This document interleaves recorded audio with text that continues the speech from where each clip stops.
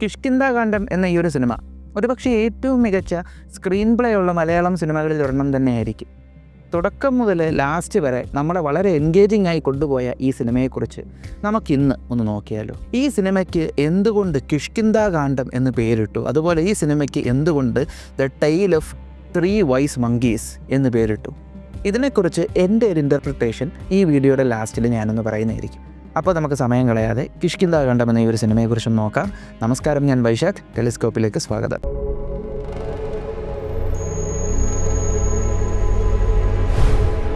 സിനിമയുടെ തുടക്കം തന്നെ ഒരു തോക്ക് കാണാതെ പോകുന്നതിനെ തുടർന്നാണ് അല്ലേ.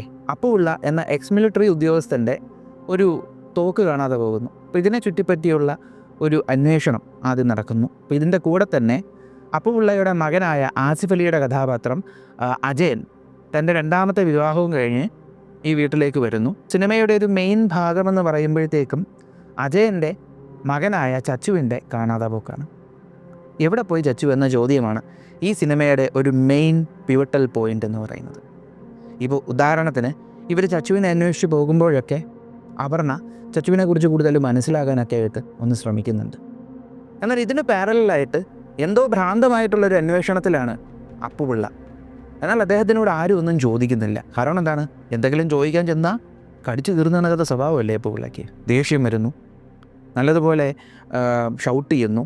എന്നാൽ ചില സമയത്ത് അദ്ദേഹം പല ആളുകളോട് പെരുമാറുന്നത് കാണുമ്പോഴത്തേക്കും ഈ ദേഷ്യമെല്ലാം അപ്പുപിള്ള അഭിനയിക്കുന്നതാണെന്ന് നമുക്ക് തോന്നുന്നുണ്ട്.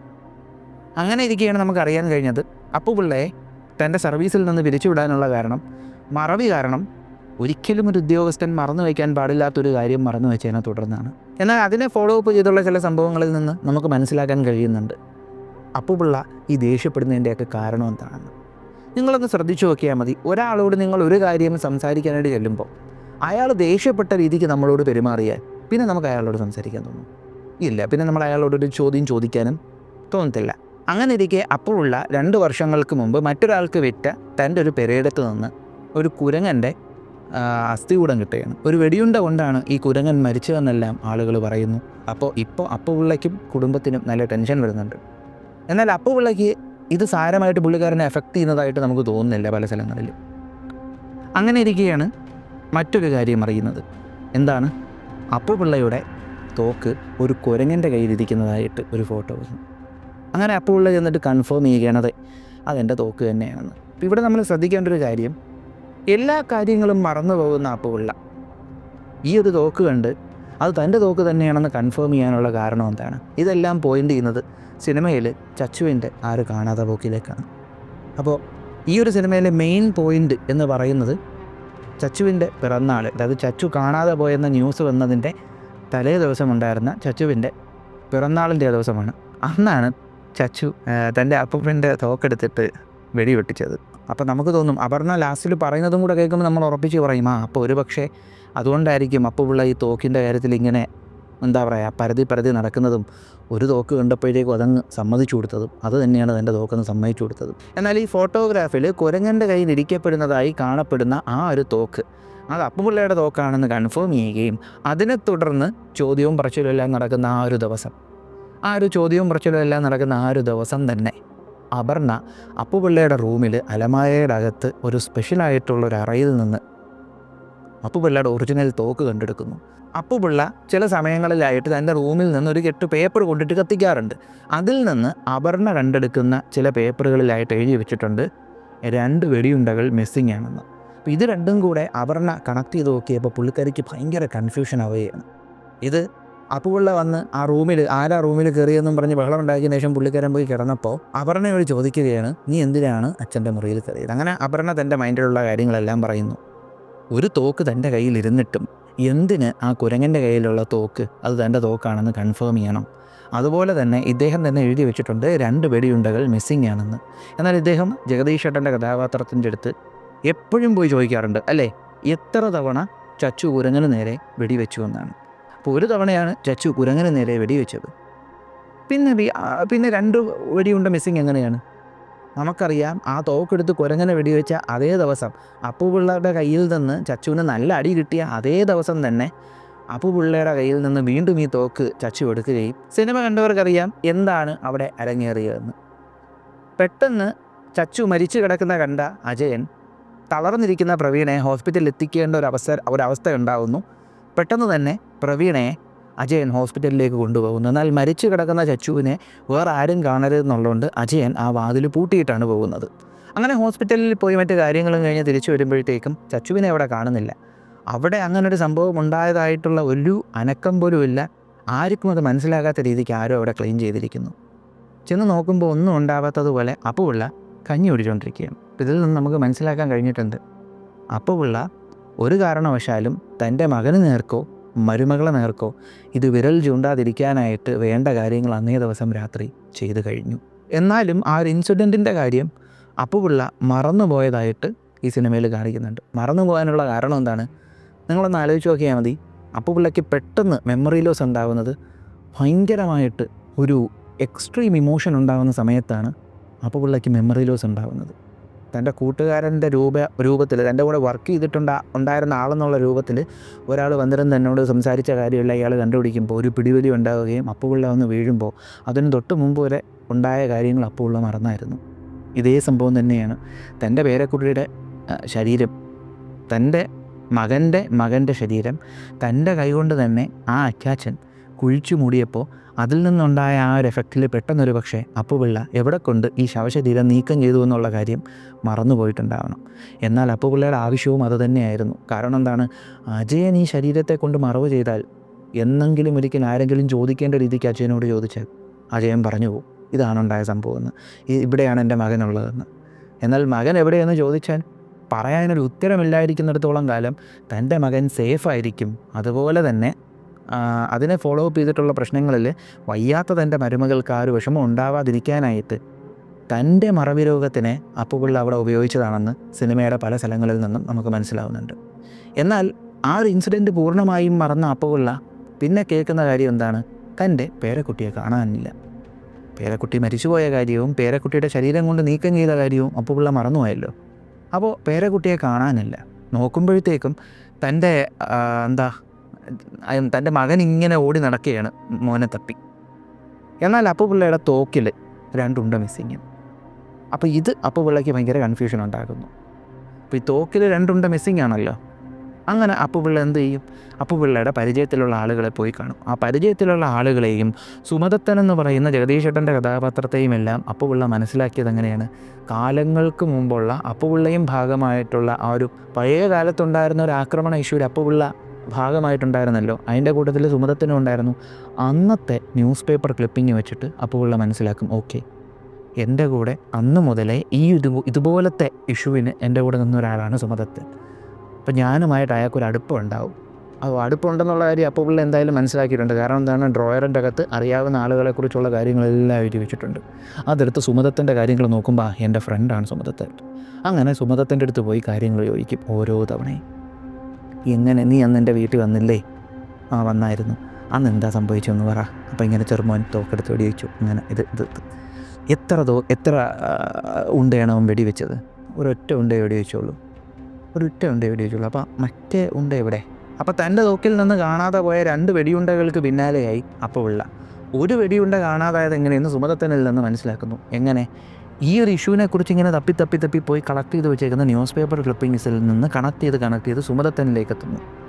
സുമദത്തനോട് ചോദിക്കാനായിട്ട് ചെന്ന് അന്നത്തെ കാര്യങ്ങളെല്ലാം ചോദിച്ച് മനസ്സിലാക്കുന്നു. പലതവണ ചോദിക്കുന്നത് കുരങ്ങനെ നേരെ തൻ്റെ ചെറുമകൻ എത്ര തവണ വെടിയുതിർത്തു എന്നാണ്, എത്ര തവണ വെടിവെച്ചു എന്നാണ്.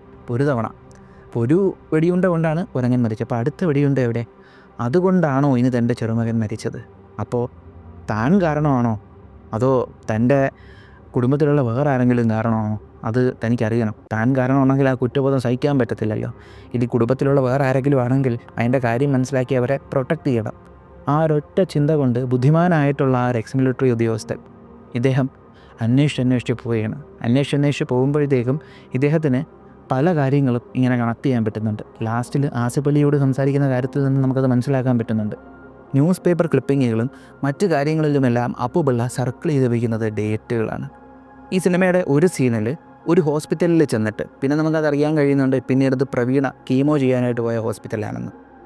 അപ്പോൾ ആ ഹോസ്പിറ്റലിൽ പോയിട്ട് അപ്പുപിള്ള നല്ലതുപോലെ അവിടെ ബഹളം വെച്ച് ഒരു റിപ്പോർട്ട് എടുക്കുന്നുണ്ട് അല്ലേ? ആ റിപ്പോർട്ടിൽ അപ്പുപിള്ള ടോപ്പ് റൈറ്റ് കോർണറിലാണ് സർക്കിൾ ചെയ്യുന്നത്. ഒരു റിപ്പോർട്ടിൻ്റെ ടോപ്പ് റൈറ്റ് കോർണറിൽ എന്താ വരുന്നത്? ഡേറ്റ്. അപ്പോൾ ഡേറ്റുകളാണ് അപ്പുപിള്ള കണക്ട് ചെയ്ത് പോകുന്നത്. അങ്ങനെ ആസിഫ് അലിയോട് അപ്പുപിള്ള പറയുന്നൊരു കാര്യമുണ്ട്. എന്താണ്? തിരുത്താൻ പറ്റാത്ത കള്ളങ്ങൾ പറയരുത്. അപ്പോൾ മിക്കവാറും ആസിഫ് അലി പറഞ്ഞിട്ടുള്ളത് ഇങ്ങനെയായിരിക്കും. താനും തൻ്റെ ആദ്യത്തെ ഭാര്യയും കൂടെ ആദ്യത്തെ ഭാര്യയുടെ ട്രീറ്റ്മെൻറ്റിനായിട്ട് ഹോസ്പിറ്റലിൽ പോയ ആ സമയത്ത് തൻ്റെ മകനെ കാണാതായി. അങ്ങനെയായിരിക്കും മിക്കവാറും അജയൻ എല്ലാവരോടും പറഞ്ഞിരിക്കുന്നത്. അതാണ് തിരുത്താൻ കഴിയാത്ത കള്ളം എന്ന് അപ്പുപിള്ള എടുത്തു പറഞ്ഞത്. കാരണം എന്താണ്? 20 മാർച്ചിന് കാണാതെ പോയി എന്നാണ് പറഞ്ഞേക്കുന്നത് ചച്ചു. എന്നാൽ അപ്പുപിള്ള സുമന്തത്തിൻ്റെ കൂടെ ചോദിച്ചും ഓരോ കാര്യങ്ങൾ ഇങ്ങനെ അന്വേഷിച്ച് കണക്ട് ചെയ്ത് പോയപ്പോഴത്തേക്കും അപ്പുപിള്ളയ്ക്ക് മനസ്സിലാക്കാൻ കഴിഞ്ഞത് തൻ്റെ മകനും മരുമകളും ചികിത്സയ്ക്കായിട്ട് ഹോസ്പിറ്റലിൽ പോയേക്കുന്നത് ചച്ചുവിൻ്റെ ബർത്ത്ഡേയുടെ അതേ ദിവസമായിരുന്നു. അതായത് 19 മാർച്ചിനായിരുന്നു. അതാണ് അപ്പുപിള്ള പറയുന്നത്, തിരുത്താൻ പറ്റാത്ത കള്ളങ്ങൾ പറയരുത്. കാരണം എന്താണ്? ഞാൻ നേരത്തെ പറഞ്ഞതുപോലെ മിക്കവാറും ആസിഫ് അലിയുടെ കഥാപാത്രമായിട്ടുള്ള അജയൻ പറഞ്ഞേക്കുന്നത് ഇങ്ങനെയായിരിക്കും. താനും തൻ്റെ വൈഫും കൂടെ വൈഫിൻ്റെ ആവശ്യത്തിന് ഹോസ്പിറ്റലിൽ പോയ സമയത്ത് കാണാതെ പോയി അല്ലേ? പക്ഷേ മെഡിക്കൽ കോളേജിൽ പോയത് 19-ാം തീയതിയാണെന്ന് എങ്ങനെ കണക്ട് ചെയ്യാൻ പറ്റി? കീമോ ചെയ്യാൻ പോയതും അതേ ദിവസം തന്നെയാണ്. അത് ഹോസ്പിറ്റലിൽ റെക്കോർഡിക്കലായിട്ടുണ്ട്. അപ്പോൾ ആളുകൾക്ക് വേണമെന്ന് വിചാരിച്ചാൽ ആ 2 ഡേറ്റിലുള്ള ആ ഒരു കോൺട്രഡിക്ഷൻ കണക്ട് ചെയ്യാൻ പറ്റും. അപ്പുപിള്ള എന്ന് പറയുമ്പോൾ എന്താണ്? ഈ ഒരു മിലിറ്ററിയിലെ ഉയർന്ന ഉദ്യോഗസ്ഥനാണ്. അദ്ദേഹത്തിൻ്റെ തോളിലെ നക്ഷത്രങ്ങൾ വെച്ച് നോക്കുമ്പോഴത്തേക്കും ലെഫ്റ്റനൻറ്റ് കേണലാണ്. അപ്പോൾ ലെഫ്റ്റനൻറ്റ് കേണലിലൊക്കെ ആ ഒരു റാങ്കിലോട്ടൊക്കെ എത്തണമെങ്കിൽ അത്രത്തോളം ബുദ്ധിമാനായിട്ടുള്ള ആളായിരിക്കണം അല്ലേ? അപ്പോൾ തൻ്റെ ബുദ്ധി വെച്ച് അദ്ദേഹം കണക്ട് ചെയ്തെങ്കിൽ നല്ല ബുദ്ധിമാനായിട്ടുള്ള വേറൊരാളും കണക്ട് ചെയ്യാമല്ലോ. അത് അപ്പുപിള്ളയ്ക്ക് മനസ്സിലായി. എന്നിട്ട് അപ്പുപിള്ള പറയുന്നുണ്ട്, അപ്പോൾ ഇദ്ദേഹം ഇപ്പോൾ കണക്ട് ചെയ്തതുപോലെ ഒരാൾക്ക് വേണമെങ്കിൽ ഈസിയായിട്ട് കണക്ട് ചെയ്യാൻ പറ്റും. അത് സൂചിപ്പിക്കുന്ന ആ ഒരു ഡയലോഗാണ് തിരുത്താൻ പറ്റാത്ത കള്ളങ്ങൾ പറയാൻ പോകരുത് എന്ന്. എന്നിട്ട് ഇതെടുത്ത് കത്തിക്കുന്നതിൻ്റെ കാര്യം എന്താണ്? ഈ പേപ്പർ അത് ഓർത്തെടുത്താൽ അറിയാതെ അപ്പുപിള്ള തൻ്റെ ചെറുമകനെ താൻ എവിടെയാണ് കൊണ്ട് മറവ് ചെയ്തതെന്ന് ഓർത്തെടുത്താലോ, അതുകൊണ്ട് അത് മറക്കാൻ വേണ്ടി ഓരോ തവണ ഇത് അന്വേഷിക്കുമ്പോഴും ഇദ്ദേഹം ഈ എടുത്തു വച്ചേക്കുന്ന റെക്കോർഡുകളെല്ലാം കത്തിക്കും. വീണ്ടും തൻ്റെ ചെറുമകനെ കാണാനില്ല എന്നുള്ള കാര്യം അപ്പുപിള്ള അറിയുന്നു. വീണ്ടും തൻ്റെ കയ്യിലുള്ള ആ ഒരു തോക്കിലെ 2 വെടിയുണ്ടകൾ മിസ്സിംഗ് ആണെന്ന് അപ്പുപിള്ള മനസ്സിലാക്കുന്നു. വീണ്ടും അപ്പുപിള്ള താൻ കാരണമാണോ ചെറുമകൻ കാണാതായത് എന്നറിയാനായിട്ട് അന്വേഷിച്ച് പോകുന്നു. ഇതിൽ അപ്പുപിള്ള ആസിഫ് അലിയോട് സംസാരിക്കുന്ന സമയത്ത് ഈ സിനിമയിൽ ഏറ്റവും ഇമ്പോർട്ടൻ്റ് ആയിട്ടുള്ള ഒരു ലൈൻ അപ്പുപിള്ള പറയുന്നുണ്ട്. എന്താണ്? മോശമായിട്ടുള്ള ഇങ്ങനത്തെ ആർക്കും ഉപകാരപ്രദമല്ലാത്ത സത്യങ്ങൾ ഇങ്ങനെ കത്തി നശിക്കണം എന്ന് പറയുന്നുണ്ട്. അത് ആസിഫ് അലിയോട് അപ്പുപിള്ള പറയാതെ പറയുകയാണ്. തൻ്റെ മകൻ ശരിക്കും കാണാതെ പോയതാണ്, അതായത് തൻ്റെ മകൻ മരണപ്പെട്ടതാണ് എന്നുള്ള സത്യത്തെ വിശ്വസിക്കുന്നതിന് പകരം അത് ഇതുപോലെ കത്തി അങ്ങ് നശിച്ചതായി സങ്കല്പിച്ച് തൻ്റെ മകൻ കാണാതെ പോയേക്കാണ്, അവനെ അന്വേഷിച്ചുകൊണ്ടിരിക്കണം എന്ന് അപ്പുപിള്ള പറയാതെ തൻ്റെ മകനോട് പറഞ്ഞതാണ്. അതേപോലെ തന്നെ അജയൻ തൻ്റെ മകനെ കാണാനില്ല എന്ന് പറഞ്ഞ ആ ഒരു കള്ളത്തിൽ അത് അവരുടെ സത്യമായി വിശ്വസിച്ചുകൊണ്ട് അന്വേഷിച്ച് നടക്കുന്നു. NGOകളിൽ ചെന്ന് പറയുന്നു. അപ്പോൾ എങ്ങാനും ആരെങ്കിലും ഈ ഒരു ചച്ചുവിനെ കുറിച്ചുള്ള അന്വേഷണത്തിനായിട്ട് വന്നാൽ നോക്കുമ്പോൾ എന്താണ്? അച്ഛൻ 2ാമത് കല്യാണം കഴിച്ചിട്ട് പോലും മകനെ കണ്ടെടുക്കാനായിട്ട് അന്വേഷിച്ച് നടക്കുന്നു. ആരോട് ചോദിക്കാൻ? വീട്ടിലുള്ള ആ ഒരു പ്രായമായ മനുഷ്യനോടോ? ഒരിക്കലും പ്രായമായ മനുഷ്യനോട് പോയി ചോദിച്ചാൽ ഏതെങ്കിലും ഒരു ബുദ്ധിമാൻ എങ്ങനെയെങ്കിലും അത് അപ്പുപിള്ളയുടെ തോക്കിലേക്ക് കണക്ട് ചെയ്താൽ ഒരിക്കലും അത് അപ്പുപിള്ളയുടെ പെടലിക്ക് വെച്ച് കൊടുക്കത്തില്ല. കാരണം അപ്പുപിള്ള 2 കാര്യങ്ങൾ അതിനൊരു കാരണമായിട്ട് വയ്ക്കുന്നുണ്ട്. ഒന്ന്, മാനസികമായി സ്റ്റേബിൾ അല്ലാത്ത ഒരാൾക്ക് തോക്കിൻ്റെ ലൈസൻസ് കൊടുത്ത അധികാരികളെ ആയിരിക്കുമല്ലോ ആദ്യമേ ആളുകൾ ചോദ്യം ചെയ്യുന്നത്. അതുകൊണ്ട് തന്നെ അന്വേഷിച്ച് വരുന്ന ആളുകൾ ഇത് മിക്കവാറും പകുതിക്കിട്ടിട്ട് പോകത്തേ ഉള്ളൂ. ഇനി ഒരിക്കലും തൻ്റെ മകനെയോ തന്നെയോ ആരും തേടി വരാത്ത രീതിക്കുള്ള ഒന്നാന്തരം ഒരു സീലിംഗ് അപ്പുപിള്ള ചെയ്തു കഴിഞ്ഞു. എന്താണ്? കുരങ്ങൻ്റെ കയ്യിലിരിക്കുന്ന ആ ഒരു തോക്ക് തൻ്റെ തോക്കാണെന്ന് അധികാരികളോട് സമ്മതിക്കുകയും ചെയ്തു. ഇനി ആ തോക്ക് അപ്പുപിള്ളയുടേതാണെന്ന് പറഞ്ഞ് കണക്ട് ചെയ്യാൻ ശ്രമിച്ചാലോ അത് ശരിയാകുമോ? ഇല്ല. വീണ്ടും ആളുകൾ പറയും എന്താണ്? ബുദ്ധിക്ക് സ്ഥിരതയില്ലാത്ത, ഓർമ്മ ശരിയല്ലാത്ത, എല്ലാവരോടും ദേഷ്യപ്പെട്ട് നടക്കുന്ന ഒരാൾക്ക് എന്തിന് നിങ്ങൾ ലൈസൻസ് കൊടുത്തു എന്നുള്ള ചോദ്യം വീണ്ടും അവിടെ ഉണ്ടാകും. അത് കാരണം ആർക്കും ഒരു കാരണവശാലും അപ്പുപിള്ളയെയും തൻ്റെ കുടുംബത്തെയും ഒന്നും ചെയ്യാൻ പറ്റത്തില്ല. ബുദ്ധിമാനായിട്ടുള്ള എക്സ് മിലിറ്ററിക്കാരനായിട്ടുള്ള വളരെ സ്നേഹവും ഉത്തരവാദിത്വ ബോധവുമുള്ള ആ ഒരച്ഛൻ, ആ ഒരമ്മായി അച്ഛൻ, ആ ഒരച്ചാച്ചൻ തൻ്റെ കുടുംബത്തെ രക്ഷിക്കാനായി ചെയ്തുകൊണ്ടിരിക്കുന്ന കാര്യം, എന്നാൽ ആ പാവം അത് മറന്നു പോകുമ്പോഴോ വീണ്ടും അത് ആവർത്തിച്ചു കൊണ്ടേയിരിക്കുന്നു. ഇനി ശരിക്കും ആസിഫ് അലിക്ക്, അതായത് അജയന്, തൻ്റെ അച്ഛനായിട്ടുള്ള അപ്പുപിള്ളയോട് ചോദിക്കണമെന്നുണ്ട്, ചച്ചുവിനെ എവിടെയാണ് കൊണ്ട് നീക്കം ചെയ്തതെന്ന്. പക്ഷെ ചോദിച്ചിട്ട് കാര്യമുണ്ടോ? ഇല്ല.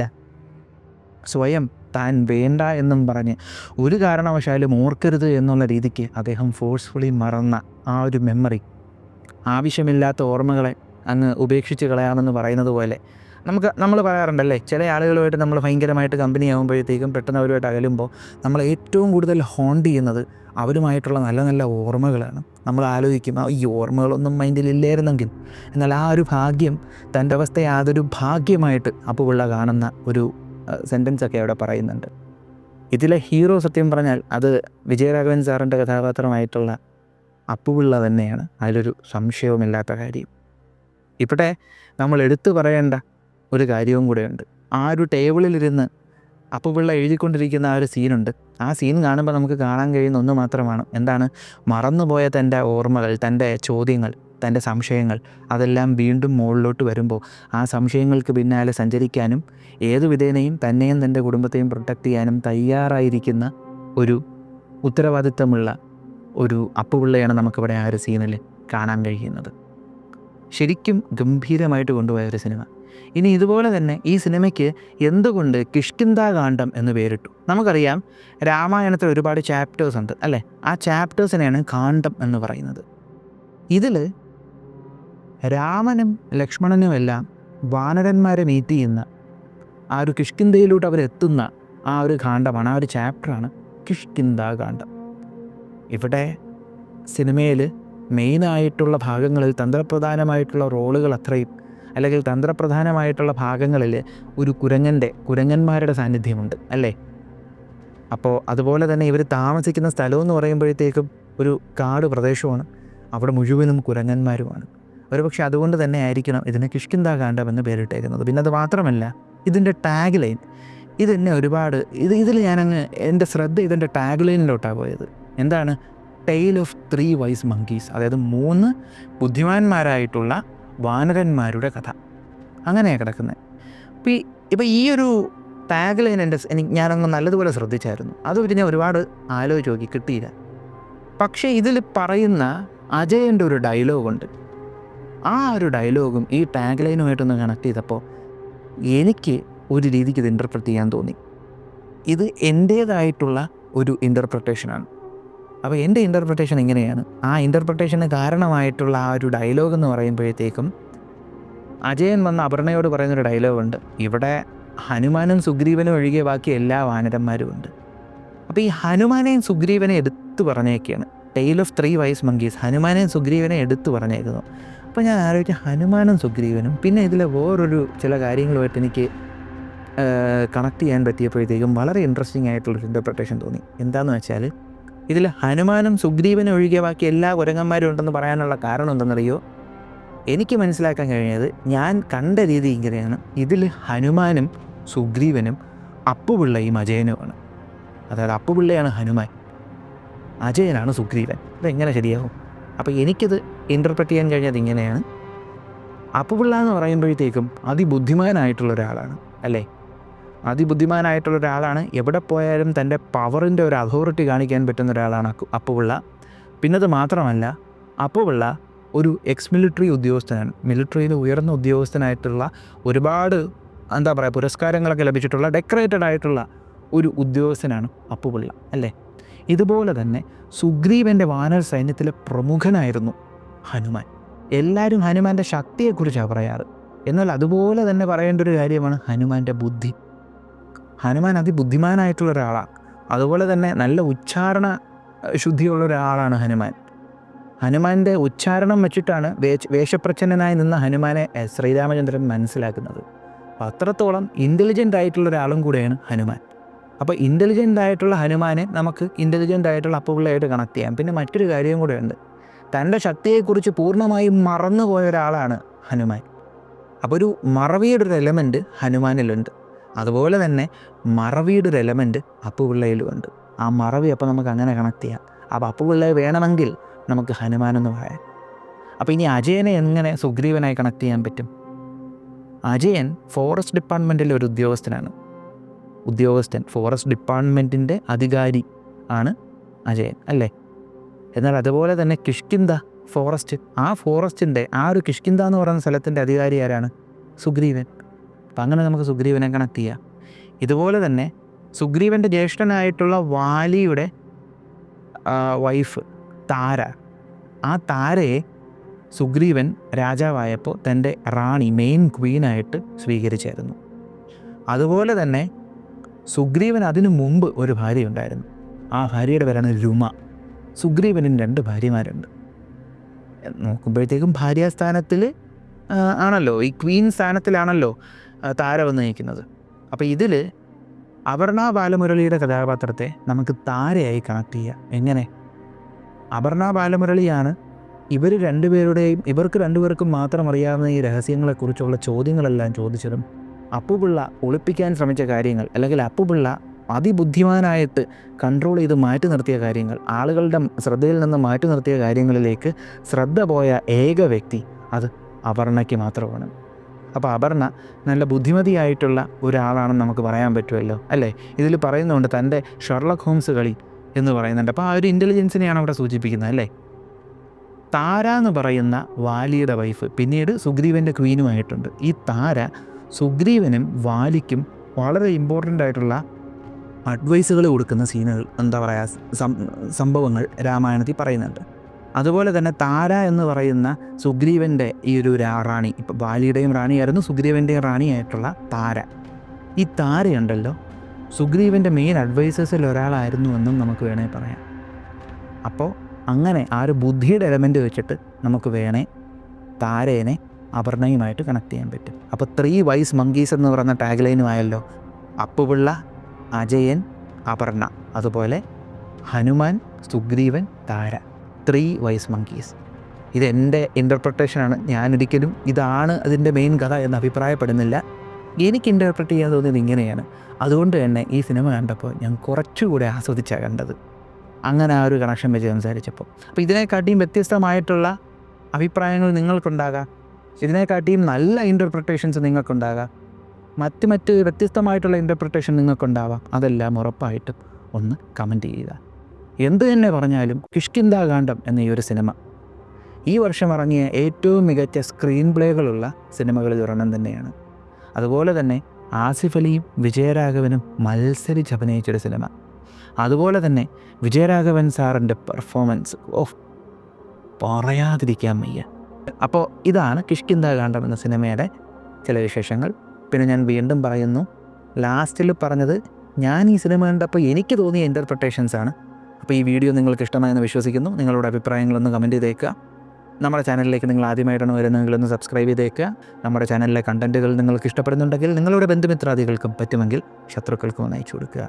മറ്റൊരു വീഡിയോയിൽ മറ്റൊരു കണ്ടൻറ്റുമായി കാണുന്നതുവരെ